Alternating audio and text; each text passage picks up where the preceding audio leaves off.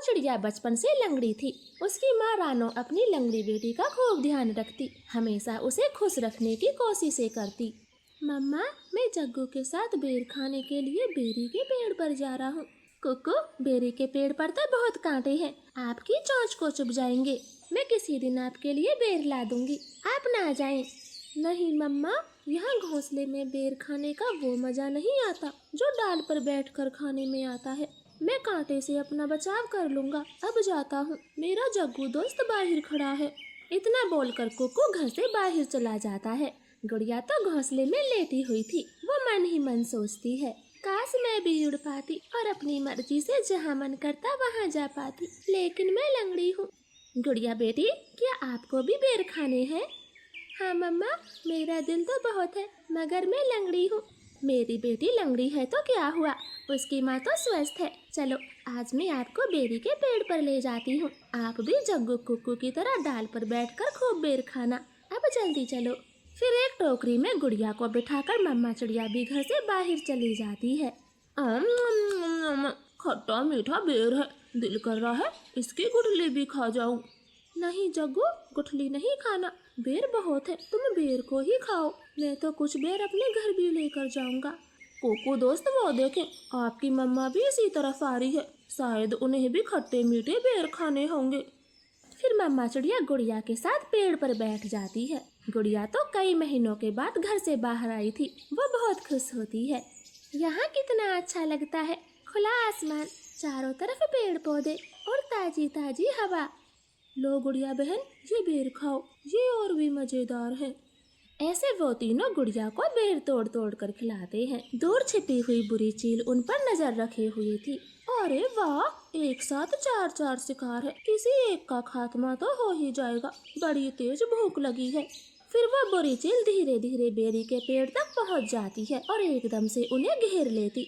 जग्गू और कुकू तो डर के मारे मम्मा चिड़िया के पीछे छिप जाते हैं। सब ऐसे ही खड़े रहो, अगर एक भी भागा तो कच्चा चबा जाऊंगी, बड़ी तेज भूख लगी है मुझे। नाना चील जी, हमें जाने दे, हमारी जान बख्श दे, छोटे बच्चों पर रहम करें। नाना चिड़िया, किसी एक को तो अपना शिकार बनाकर ही खाऊंगी। चील उनके सामने बैठी थी। तभी धीरे से जग्गू कौवा कुकू के कान में बोलता है, कुकू दोस्त, इस चील को गुड़िया को सौंप देते हैं, वैसे भी गुड़िया लंगड़ी है, ये जी कर क्या करेगी, कम से कम हम तीनों की तो जान बचेगी। जग्गू की ये बात सुनकर कुकू तुरंत अपनी माँ से बोलता है, मम्मा मम्मा, गुड़िया को यहीं छोड़ दो और चलो यहाँ से, हम अपनी जान बचाते हैं। हाँ भाई, ये भी ठीक है, मेरा काम इस लंगड़ी चिड़िया से ही चल जाएगा, तुम सब चले जाओ। चील ने इतना कहा ही था कि तभी रानो चिड़िया जोर से चील को धक्का मारती है और पेड़ से नीचे गिरा देती। जग्गू कुकू, गुड़िया को साथ लेकर यहाँ से भाग जाओ, मैं इस चील को आपके पीछे नहीं आने दूंगी। बेटा जल्दी से भागो यहाँ से। इतना कहकर रानो चील पर हमला कर देती है और जग्गू और कुकू टोकरी लेकर वहाँ से भाग जाते हैं। चिड़िया और चील में काफी देर तक लड़ाई होती है और आखिर में चील रानो को जान से मार देती है। मरगी, छोटी चिड़िया मरगी, मुझसे लड़ने चली थी, अब तेरा मांस में मजे से खाऊंगी। कुकू भाई, मम्मा अभी तक घर नहीं आई। मम्मा को चील ने मार दिया है, वरना वो अब तक आ जाती।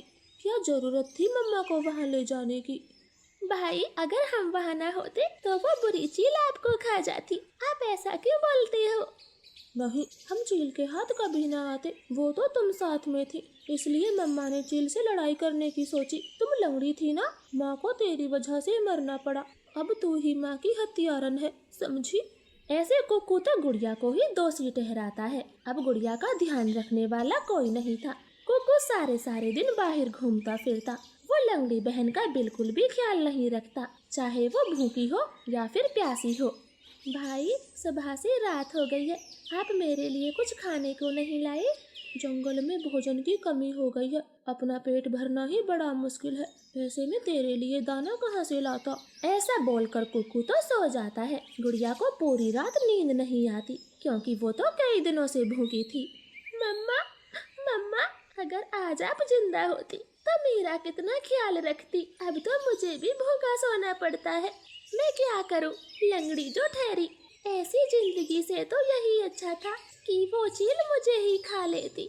आपने लड़ाई क्यों की, गुड़िया की हालत बहुत खराब हो चुकी थी। जैसे तैसे दिन गुजरते गए। कुक्कू जवान हो गया था और एक सुंदर सी चिड़िया देखकर शादी कर लेता है।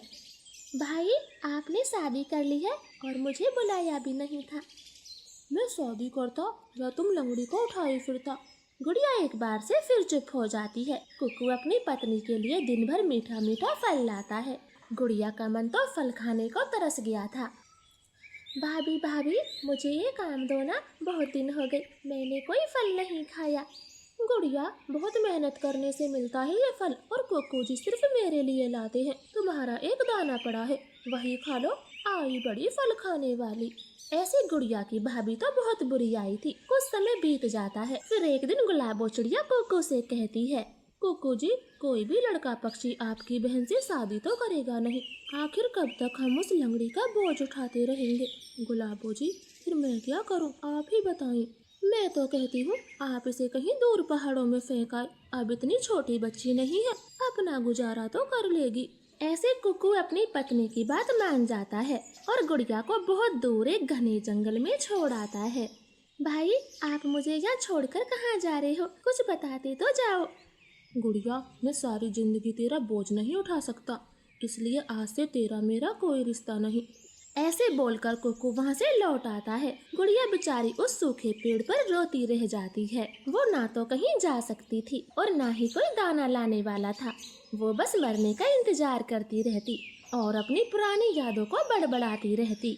हे ऊपर वाले, मेरी बस एक इच्छा है कि मेरी जैसी लंगड़ी चिड़िया किसी को ना देना, और अगर देनी हो तो उसकी माँ कभी न छीनना, और जब माँ को ही छीनना हो तो ऐसा कठोर भाई भी किसी को ना देना। ऐसे गुड़िया अपने मरने का इंतजार करती रहती और अपनी बीती यादों को बड़बड़ाती रहती, मगर उसको नहीं पता था उसकी ये बातें वो सूखा पेड़ सुन रहा था। और आखिर में गुड़िया से बोल पड़ता है, लंगड़ी चिड़िया, मैंने आपकी सारी बातें सुनी है, बहुत दुख भरा जीवन जिया है, मगर अब मैं आपकी मदद करूँगा। इतना बोलकर जादुई पेड़ गुड़िया को ढेर सारे फल देता है, उसके लिए मजबूत लकड़ी का घर बनाता है और पानी से भरा मटका भी देता है। लो छोटी चिड़िया, जब चाहे मेरी टहनी से तुम फल तोड़ कर खा सकती हो, और ये जादुई मटका है, इसका पानी कभी खत्म नहीं होगा। गुड़िया को अब जादुई पेड़ से सारी सुख सुविधाएं मिलने लगी थी। गुड़िया बहुत अच्छे से रहने लगती है। वो आते जाते पक्षियों को भी फल देकर मदद किया करती। अब तो गुड़िया को हर पक्षी जान गया था। ये बात उसके भैया भाभी को भी पता लग जाती है और वो गुड़िया को ढूंढते ढूंढते पहुंच जाते हैं। गुड़िया तो अपने भाई को देखकर बहुत खुश होती है। कुक्कू भाई, आप आ गए, मुझे पता था एक ना एक दिन आप मुझसे मिलने जरूर आओगे। गुड़िया, तुम लंगड़ी हो, फिर दूसरे पक्षियों को फल कहाँ से देती हो, और ये घर किसने बनाया? भैया, ये सब मेरे जादुई पेड़ ने दिया हुआ है, ये मेरी मदद करता है। जादुई पेड़? हमें विश्वास नहीं होता। एक काम करो, मेरे लिए एक सोने का हार मांग कर दिखाओ।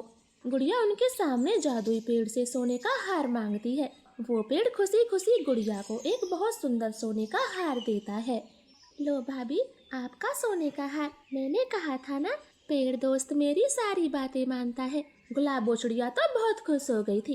वो सोने का हार पहन लेती है, मगर उसके मन में तो अभी भी लालच और गुड़िया के प्रति नफरत भरी हुई थी। इसलिए वो सोने का हार उसके गले में जाकर एक सांप बन जाता है। सांप, ये मुझे डस लेगा, कोई बचाओ, इस सांप से मुझे बचाओ। तुम दोनों ने गुड़िया को बहुत दुखी रखा है, इसलिए मेरी कोई भी चीज तुम दोनों को नुकसान पहुंचाएगी। इसलिए कहता हूँ, गुड़िया के आसपास भी ना आना, और भूल जाओ। नहीं आएंगे, हम गुड़िया के आसपास भी नहीं आएंगे। प्लीज अपने सांप को ले लो। कुक्कू जी, सांप को हटाओ। फिर वो सांप गायब हो जाता है और वो दोनों वहाँ से भाग जाते। गुड़िया तो अपनी जिंदगी जादुई पेड़ पर आराम से बिताती है और खुश रहती। तो प्यारे दोस्तों, जो दुख में साथ नहीं देता वो सुख में भी आपका भला कभी नहीं सोच सकता। तो प्यारे दोस्तों, हमारी कहानी को लाइक और चैनल को सब्सक्राइब करना बिल्कुल ना भूलें। आपका धन्यवाद। गौरी कवि अपनी रसोई में खाना बना रही थी। उसे अचानक से छींकें आने लगती हैं और वो गुस्से में कालू कौवे से बोलती है, छी छी कालू, ये खाना बनाना अब मुझसे नहीं बनता, मैं तो तंग आ गई। गौरी, मतलब क्या है तुम्हारा? खाना और कौन बनाएगा? कालू, मैं सोच रही हूँ जग्गू बेटे की शादी कर दे, अब खाना बहू बनाएगी। शर्म करो गौरी, जग्गू अभी छोटा है। छोटा है? उस बुलबुल के बेटे का रिश्ता हो गया। हमारे जग्गू से सिर्फ 1 महीना बड़ा था। मैं तो जग्गू की शादी किए बिना नहीं मानूंगी। उस बुलबुल को अपने बेटे की शादी जल्दी करनी है, इसका मतलब ये नहीं हम भी शादी जल्दी करें। कालू, तुम तो चुप ही कर जाओ। मुझे शादी करनी है तो बस शादी करनी है। रसोई का काम अब मुझसे नहीं होता। मैं आज ही जग्गू से बात करूंगी।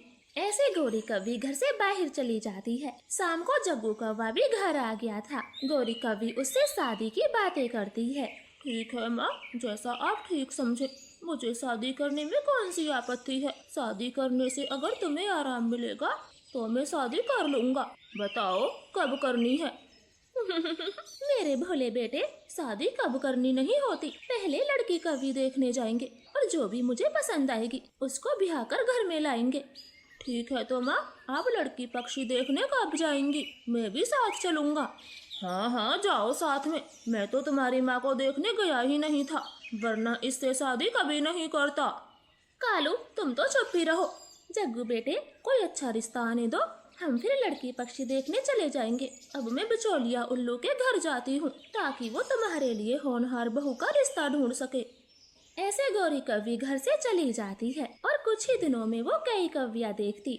आखिर में एक चंदा कव्वी के घर पहुँच जाती। देखो बहन जी, हमारी लड़की बहुत अच्छी है, 5वीं तक पढ़ाई की है, पढ़ने में बहुत होशियार है। हाँ, हमें पढ़ाई से कोई मतलब नहीं, बस बहू का चाल चलन ठीक होना चाहिए। और क्या चाहिए, क्यों कालू जी? हाँ हाँ, भला और क्या चाहिए? चाल चलन सबसे बड़ी चीज है। हमें दान दहेज से भी कोई मतलब नहीं। कालू, तुम तो चुप ही कर जाओ। दहेज का नाम क्यों लिया? जो मिलेगा उसे लेने में क्या आपत्ति होगी? ठीक है, तो ये रिश्ता पक्का समझो। जग्गू को चंदा कव्वी पसंद है और चंदा को भी तुम्हारा बेटा जग्गू पसंद है। चलो चलो, सब मिठाइयाँ खाओ। ऐसे वो सब मिठाइयाँ खाते हैं और रिश्ता पक्का कर घर आ जाते। कुछ ही दिनों में जग्गू और चंदा कव्वी की शादी हो जाती है। आज चंदा कव्वी का रसोई घर में पहला दिन था। बहू, मैं तो तंग आ गई इस रसोई में खाना बना बना के। अब से ये रसोई तेरी हुई, तू ही संभाल। चल बहू, कुछ बढ़िया सा बना दे। चंदा कव्वी रसोई में खाना बनाने जाती है। गौरी अपने घोंसले में बैठी इंतजार कर रही थी और कुछ ही देर में चंदा कव्वी खाना बनाकर बाहर लाती। गौरी जैसे ही पहला निवाला मुंह में लेती तो चौंक जाती है। थू बहू, ये तूने क्या बनाया है? क्या खाना पहली बार बनाया है? जी माँ जी, मैंने खाना पहली बार बनाया है। हाय राम, कर्म फूट गए। तभी कहूँ, ये हलवा इतना तीखा क्यों और सब्जी इतनी मीठी कैसे? गौरी, अब ज्यादा मत बनो। बहू की उम्र ही क्या है, तुम इसे खाना बनाना सिखा भी सकती हो। याद करो, तुम्हें कौन सा खाना बनाना आता था? कालू, तुम अपना मुंह बंद रखो। और चंदा, इतनी पहाड़ जैसी बड़ी हो गई, खाना बनाना क्या तेरी माँ ने सीखा जो हमारे घर बना कर जाएगी? आखिर खाना बनाना क्यों नहीं सीखा? शादी के समय आपने मेरी माँ से पूछा था, लड़की का चाल चलन ठीक होना चाहिए, बाकी सब ठीक है। अब देखो, मेरा चाल चलन बिल्कुल ठीक है। अगर आपको अच्छा खाना ही बनवाना है तो घर में काम वाली रख लो।